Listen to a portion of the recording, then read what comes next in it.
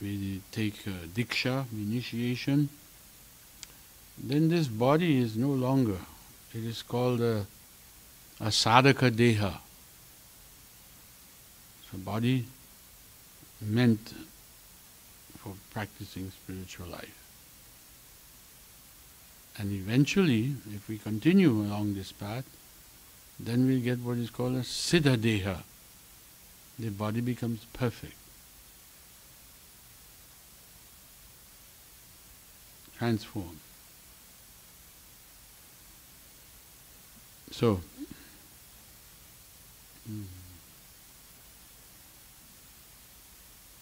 the necessary condition for such a change is to employ so-called matter in the service of the spirit. That is the way to treat our material diseases and to elevate ourselves to the spiritual plane where there is no misery, no lamentation and no fear.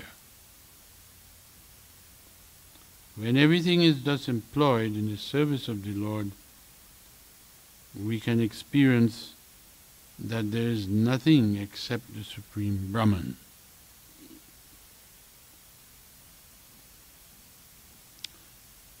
Thus, the Vedic mantra, everything is Brahman, is realized by us. Right now we do not realize that everything is spiritual, is Brahman. But if we follow, we stick to this path, we will one day we'll realize that everything is Brahman, everything is spirit.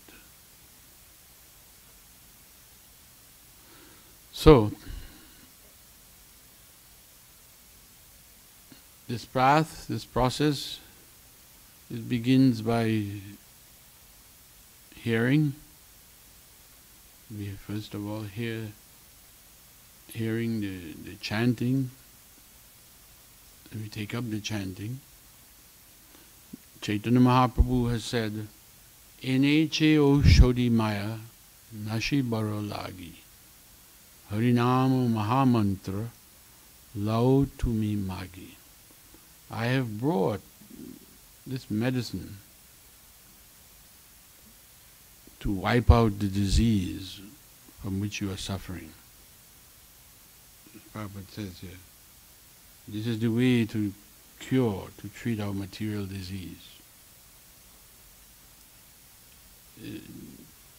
This Mahamantra, Hare Krishna, Krishna Krishna, Hare Hare, Hare Rama, Rama Rama, Hare Hare.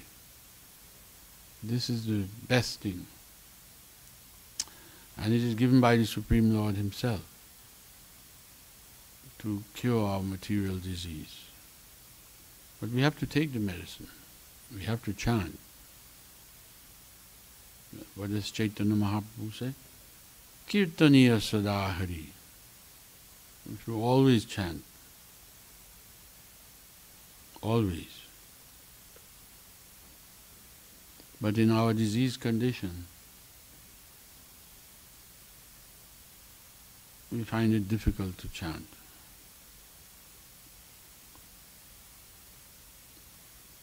In the disease condition, we don't want to take the medicine.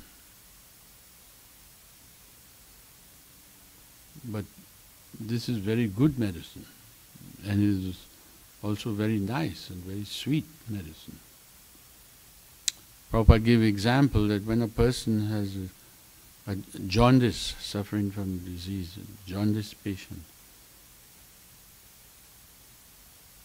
the prescription for him is to take sugar candy. Now everybody knows sugar candy is sweet, but to the jaundice patient, that tastes very bitter.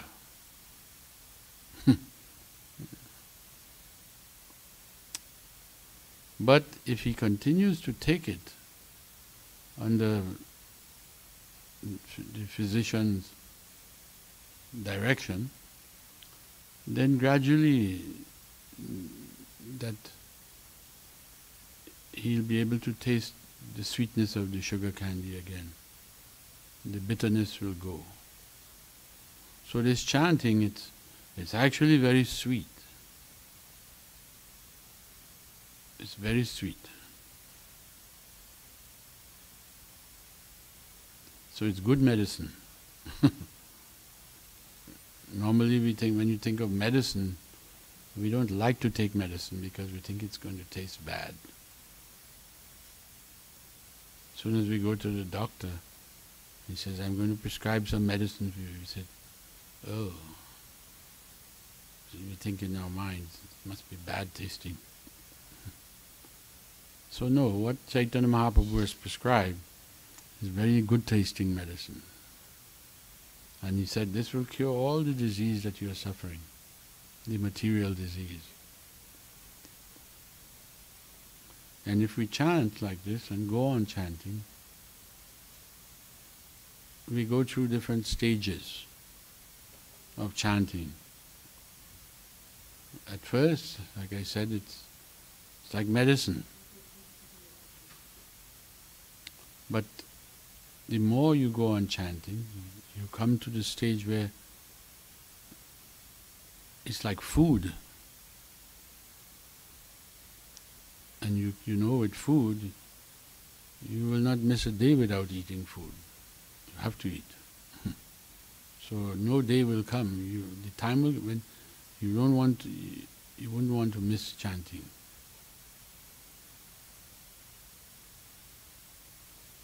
I was reading Bhaktisiddhanta Saraswati, Prabhupada's Gurudev. He used to say,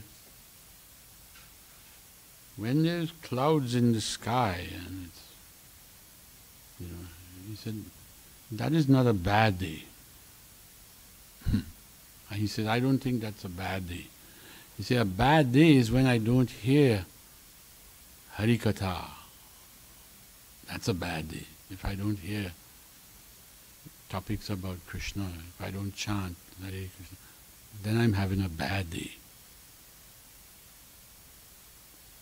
So we have to chant, and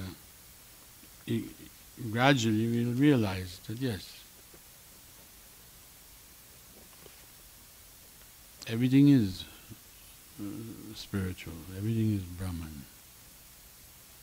And I'm also Aham Brahmasmi. I am also spirit. Now we think I am matter. We identify. We think I am an American, or I am an Indian. I am white, or I'm black, or I'm this, or I'm that. I'm young, I'm old, I'm a woman, I'm a man. This is all upadhi, artificial designation. But I am spirit soul. If we continue taking the medicine, continue chanting, you will realize that I am spirit soul, yes. And then you will not be disturbed by the modes of material nature. The three modes, Sattva-gun, Raja-gun, Tama-gun, they interact. But you will just see it for that. Just the modes are interacting. Has nothing to do with me. I am a spirit soul. And my business is to serve Krishna. That is my real business. Chaitanya Mahaprabhu says, Jive Swarupai Krishna Nityadas. I am eternally a servant of Krishna. And we have come so far from that. So, we have to engage in Krishna's service.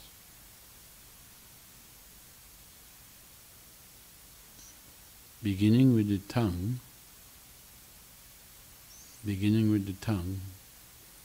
we chant Hare Krishna and go on chanting.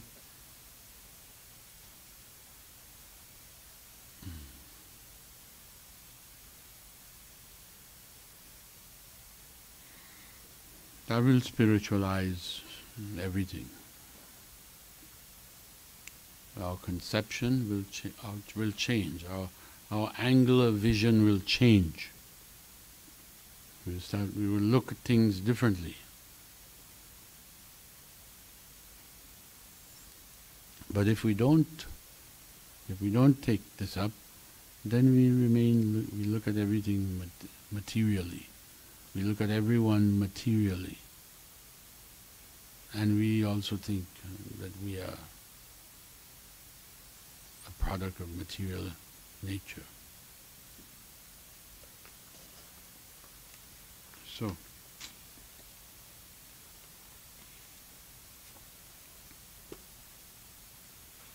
let me read the verse and translation again. Amayo yascha bhutanam jayate yena subrata tadeva yamayam dravyam na punati chikitsitam. O good soul, does not a thing applied therapeutically cure a disease which was caused by that very same thing?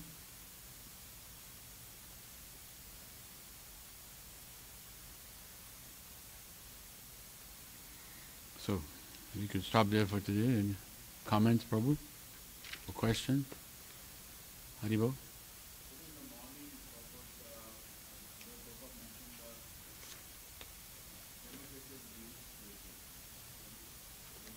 Oh, Papa used to say, democracy means, it's a play on words, demon crazy. Instead of democracy, demon crazy. Because what is this democracy anyway? They're just materialistic people, materialistic concepts, demoniac. And they pass laws and do all kinds of things. So, demon crazy. Haribo?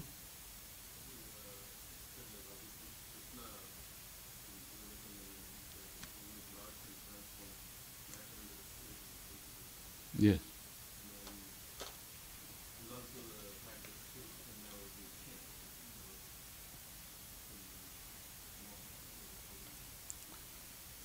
But everything is his energy. However he wants to use it, he can use. He is not subject to the laws. He can use it any way he wants. And the devotee, he prays to the Lord, just use me anyway. You can use me up.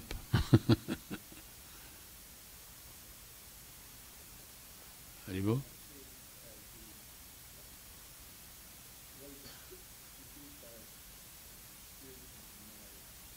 Mm-hmm. Yes.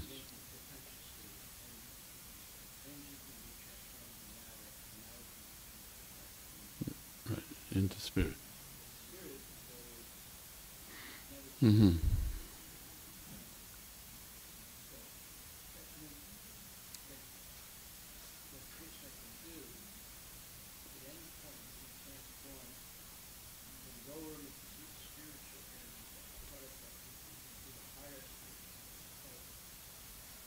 Yeah. So, in a higher sense, everything is spiritual, because it's coming from what is the source of everything. It is Him, and He is fully spiritual. So, what is material? For Him, there is no material.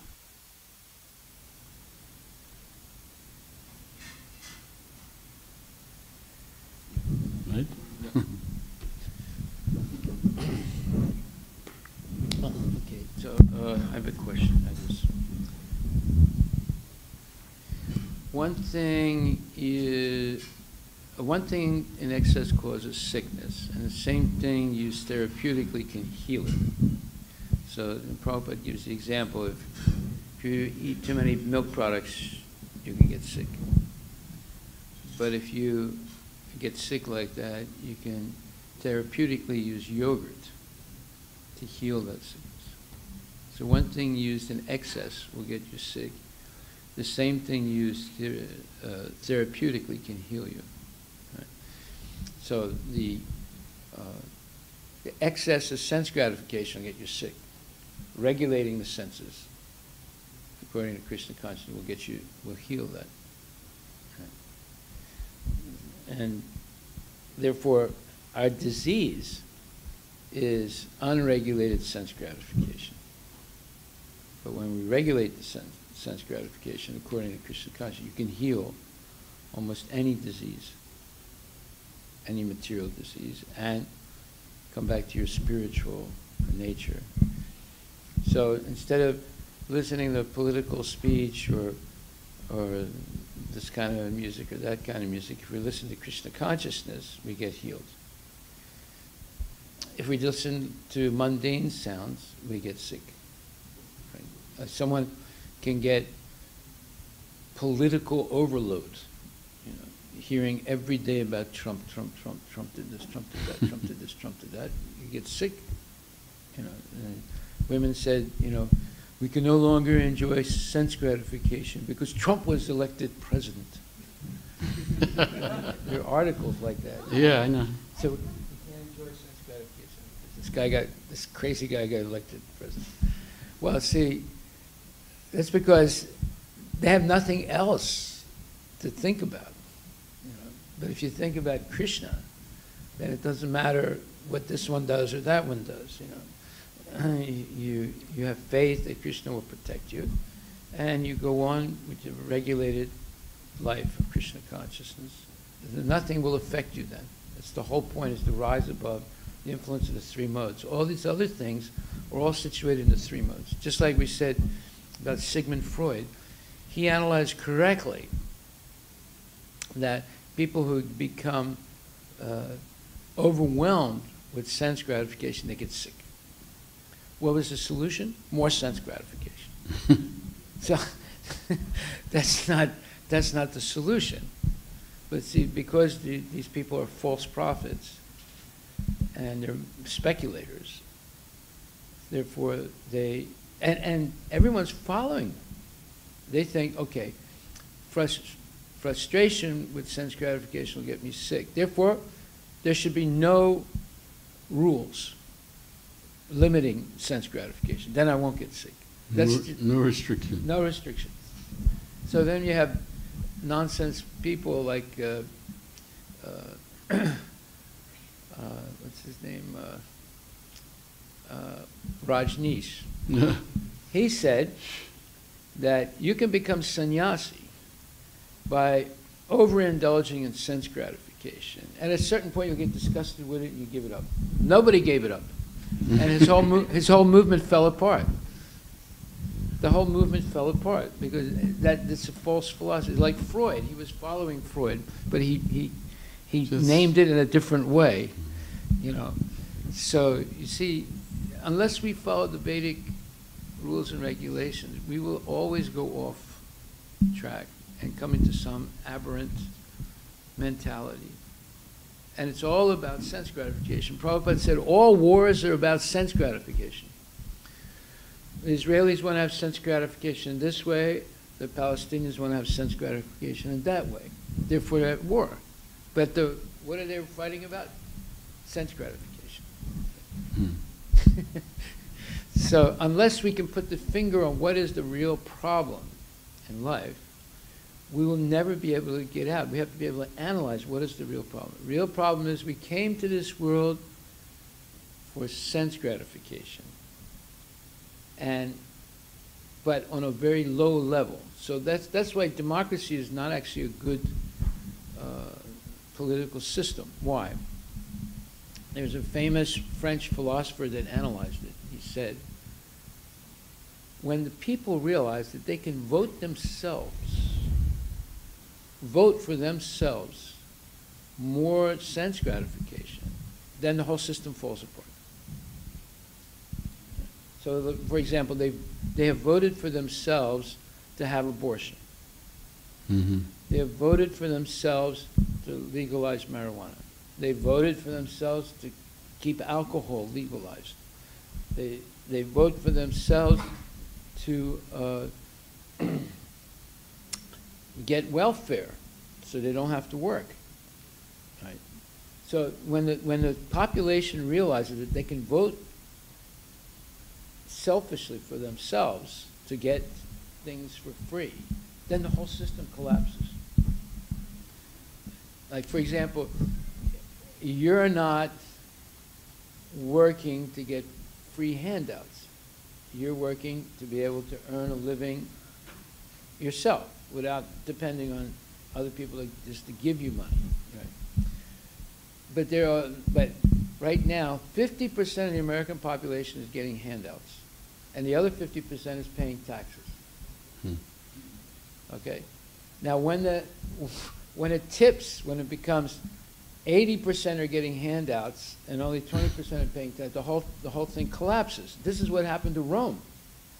Rome collapsed because of the degradation, and Athens also, Greece also collapsed in ancient times. Greece collapsed first, then Rome collapsed second, because they were not able to regulate the sense gratification of the people. It got out of control. And then the whole civilization collapsed. Same thing happened in Russia. The government said, you work for us and we'll supply everything you need. But the problem was, people always want more than what's being handed out to them. So what happened? Greed started from the top and filtered down all the way to the bottom, and the whole Russian experiment in communism collapsed. It took 80 years, but it collapsed. Mm-hmm. Because of greed. They could control everything else, they couldn't control greed. So, you see, unless we come to Krishna consciousness, we will always experiment with other philosophies, and it takes years to figure out that a philosophy doesn't work. It took 80 years and 70 million people killed to realize in Russia or the Soviet Union that communism doesn't work. And now they've switched to a sort of mixed blend capitalism, communism. Yeah. Now in America, capitalism doesn't work either. What happened in the 1930s, America switched to a blend of socialism and capitalism. Okay. But that won't work either. Why? Because unless the people improve in their character through regulated principles based on spirit self-realization, every system will fail. And you can see it failing. You can see, whether it's India or here, they're failing because the people are becoming more contaminated, they're not becoming pure. So unless we have a society that's dedicated to helping everyone advance spiritually, every one of those societies is going to fail. Like Greece, like Rome, like the Arabs, Islam failed. They were overwhelmed by the Mongolians, but then they converted the Mongolians to Islam. But you'll see throughout history, the Arabs are their own worst enemies. In fact, Muhammad said this. He said, our own people have done more harm to us than our enemies ever dreamed to do. If you give them freedom, they kill each other. Like the Shias and the Sunnis, and then there are other sects also. They'll kill each other. Why? Because there are 4 universal principles of spirituality. You know what they are? Advaita. We've discussed this many times. Yes. Yes. Austerity, cleanliness, truthfulness, and mercy. Mercy, right? So, very good. So, Is it merciful to, after Ramadan, to kill 100 million sheep and cows? No, it's not merciful at all. So they fail on that point, right? They succeed on certain points. They fail on that point. So it's not a complete spiritual, let's say, understanding. And the same thing in America. You know, you have so many Christians, but yet they're huge meat eaters. Same thing in Catholic Church. They have such good philosophy, but yet they cannot control the priests. You know, there's like 5 to 10% of their priests that, although they're priests, although their whole life they've been so-called celibate, they're not actually following. So unless people can follow the regulative principles of religion, especially these 4 points, mercy, cleanliness, truthfulness, and austerity, it's going to fail. It can fail in Krishna consciousness too, unless we follow these 4 things. That's correct. Yeah. Jai. Haribol. Where's the Prabhupada? Kantaraj Srimad Bhagavatam.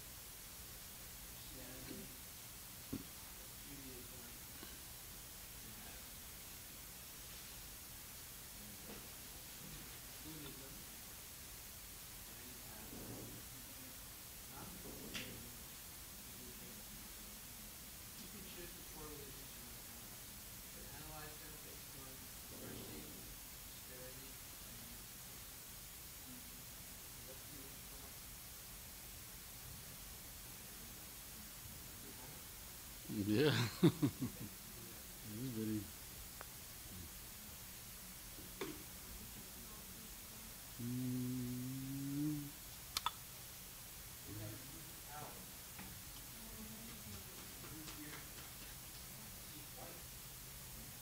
I